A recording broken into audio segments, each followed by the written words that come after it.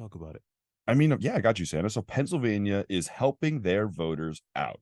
The state is trying to help voters use mail-in ballots to avoid mistakes that might get their ballot thrown out in the upcoming 2024 presidential election and in the future. Democratic Governor Josh Shapiro's administration asked counties to follow a setup of instructions on how to effectively complete mail-in ballots. Among other steps, this initiative comes amid a partisan stalemate in Pennsylvania's legislature and court battles over provision in Pennsylvania's 4-year-old mail-in voting law, which had counties throw out tens of thousands of mail-in ballots cast by legal voters. It is required for voters to put their complete ballot into an inner secrecy envelope, insert that into an outer return envelope, and write their name, date, and signature on the back of the outer envelope. Oh boy. The state is also looking for counties to use yellow secrecy envelopes and return the envelopes with purple markings to help the Postal Service identify them. Looking back to the 2023 primary, counties rejected about 17,000 mail-in ballots, or almost 3% of all mail-in ballots, according to the Department of State. I did not know this was a thing that happened. How do you guys feel about, okay, I don't want to use the word, I'm going to use the word petty.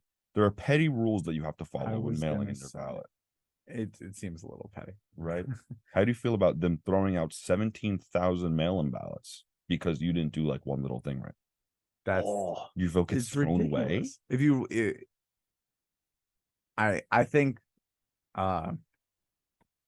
when mail-in ballots, there's so much that you can mess up. Like, have you ever gotten a paper from the DMV and you make one little mistake and then you have to get a whole nother paper? Yeah, or you go to jail or something ridiculous like that. That's what this seems like just a paper from the DMV. That if you make one small mistake, it's not even going to be counted. I don't know. It's kind of, I mean, I think it's embarrassing that this is a legitimate problem that we're having in our society. I mean, it's so important. Voting is so important, and we make that we stress that so much. We make it very clear to people that your vote matters. We need you to vote if you want this world to run.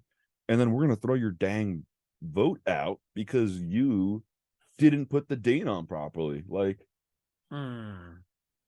I think this is just them trying to avoid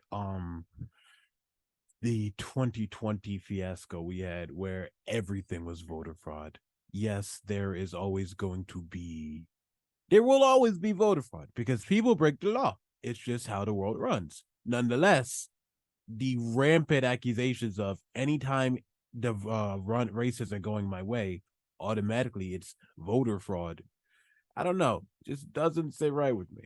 Let's hear from our newscasters in the Shadow Realm. Y'all keeping up with this? How do y'all feel about it? Have y'all voted, by the way, ever?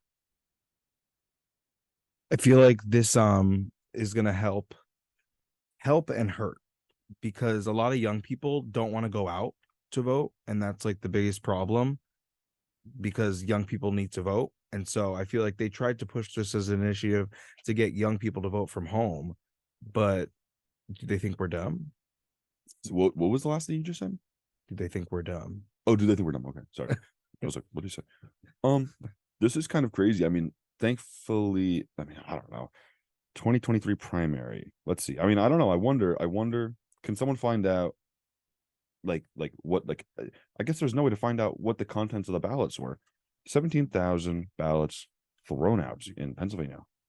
That's like crazy to me. I don't know. I feel like no matter what, you probably shouldn't throw the ballots out. You know what I mean? No, I feel like that's the number one thing you shouldn't do. Yeah, that is the absolute, like, it would have to, like, it has to be done with, I don't know, it has to be completely illegible. There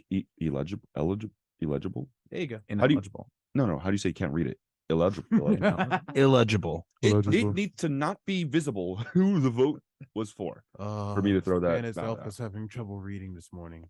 That's okay. Words are hard for us all. But unfortunately, however many ways you want to slice it or dice it, ineligible, legible, little illegible, whatever you want to say, the fact of the matter still stands that it is impossible to genuinely read. This is something that's going to be going on for a little bit, so let's hope that it wraps up soon, but something that will not be. Oh, wait. Well, I mean, it's not so beautiful. New Jersey officials vow to stop proposed New York City congestion pricing. Once the congestion pricing plan goes into effect in 2024, drivers commuting into Lower Manhattan will cost drivers more money. Cars will pay $15 and trucks will have to pay an even higher fee as well as current tolls. Many commuters are disappointed in this and say this will not bring a positive outcome. Meanwhile, Governor Phil Murphy is considering all options to put a stop to congestion pricing by taking legal action. Murphy said it's displacing pollution from Manhattan to northern New Jersey, particularly in and around the George Washington Bridge, and it's ripping off New Jersey commuters to pay for whatever financial failings the MTA has. We're considering all of our options, including further legal action.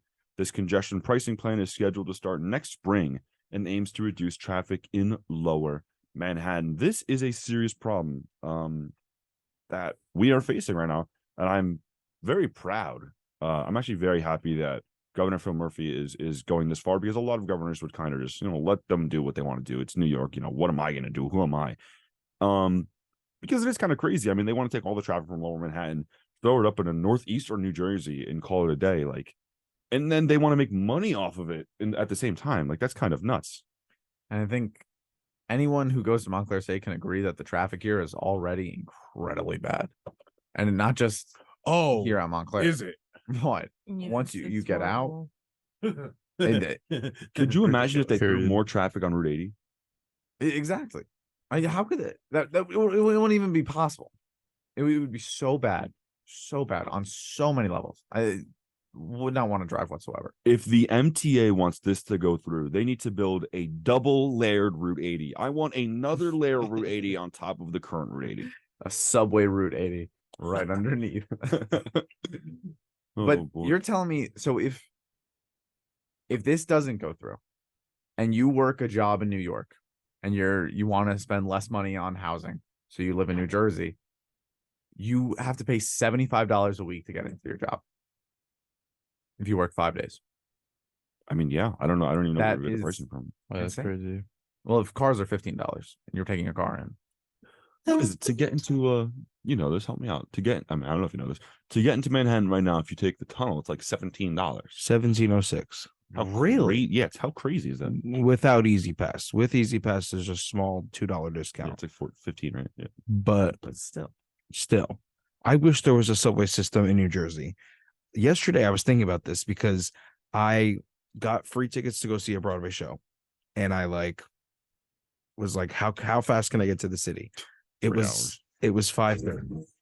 Ooh, Actually, no, it was 5:45, you might as well take your bike in. and I was like, do I drive in or do I risk it and take the train? So I took the New Jersey Transit, got on the 5:57 train out of Woodbridge because that would have gotten me there the fastest. Got there at 6:45 into the city, into Manhattan, took the subway 3 stops, and it took me literally all the way downtown from 34th Street to 8th Street in the matter of 5 minutes. So I wish New Jersey had a subway system. If New Jersey had a subway system, all I'm going to say is I can just see the headlines, because let's face it, most of the things that happen out of New York come out of the subway system. And knowing how New Jersey is, if we had a subway system, we would need a news segment for everywhere, not Florida man, but New Jersey man, because trust me, the amount of stuff that would go down in a New Jersey subway would usurp New York. Lights. Oh that's my right. God. There's a high chance folks will be able to see the northern lights early this morning in the Northeast. In the past few days, there have been many expulsions of plasma ejected from the sun that are now heading quickly towards our planet Earth. That's right, Earth. They are known as coronal mass ejections, aka CMEs, and the latest one was the strongest, and will meet up with the other 3 that are coming our way. This prompted NOAA's Space Weather Prediction Center, wow, that sounds awesome, to upgrade their geomagnetic storm watch to a level G3. We're going to 3G, baby, or G3. A very strong storm is needed, sometimes stronger than a G3 storm for the tri-state area to see the northern lights.